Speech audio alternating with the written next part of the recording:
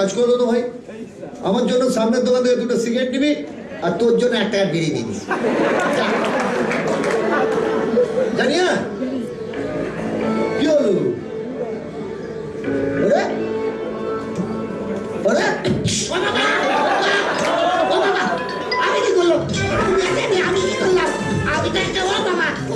কি বললি? তোর জন্য সিগারেট নিয়ে আসবো?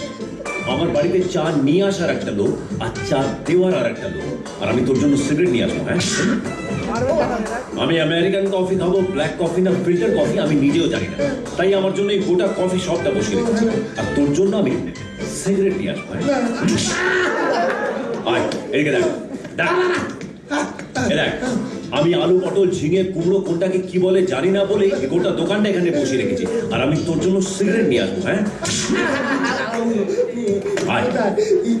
এ দেখ আমার 6খানা গাড়ি, কোনটা ডিজেল কোনটা পেট্রোল আমি নিজেও জানি না।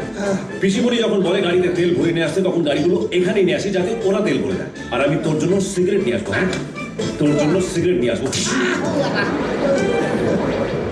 Idiot, stupid.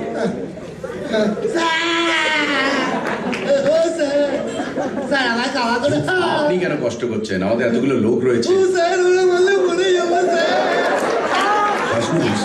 আমার রাগটা আগে থেকে অনেক কমেছে। এক্স্যাক্টলি স্যার, আগে আপনি ছিলেন আমজাদ খান, এখন হয়েছেন আপনি ছবি বিশ্বাস। মানে আগে আপনার কথা কম ছিল, গুলি বেশি ছিল, আর এখন গুলি কম, গুলিস্তা বেশি। সরি স্যার, এইটুকুই বলা ছিল। ওকে কিছু টাকা দিয়ে বিদায় করো, অনেক মার খেয়েছে বেচারা। ওকে স্যার, কত দেবো? পুরোটা দিয়ে দাও। স্যার সামলাতে পারবে না, 10 লক্ষ টাকা আছে। Sorry sir. স্যার এ তো আমার পুরো কচি করে লাইফটাই সেট হয়ে গেল sir. Thank you sir, thank you, thank you.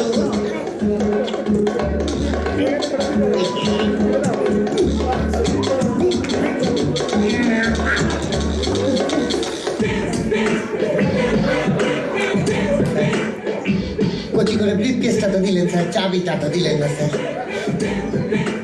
Khasnabis, তুমি ঠিকই বলেছিলে, 10 লাখ টাকাও সামলাতে পারবে। 10 লাখ টাকা যদি কোনো ব্রিফ কেসে থাকে, তাহলে সেই ব্রিফ কেসটাকে ভেঙে ফেলতে হয়।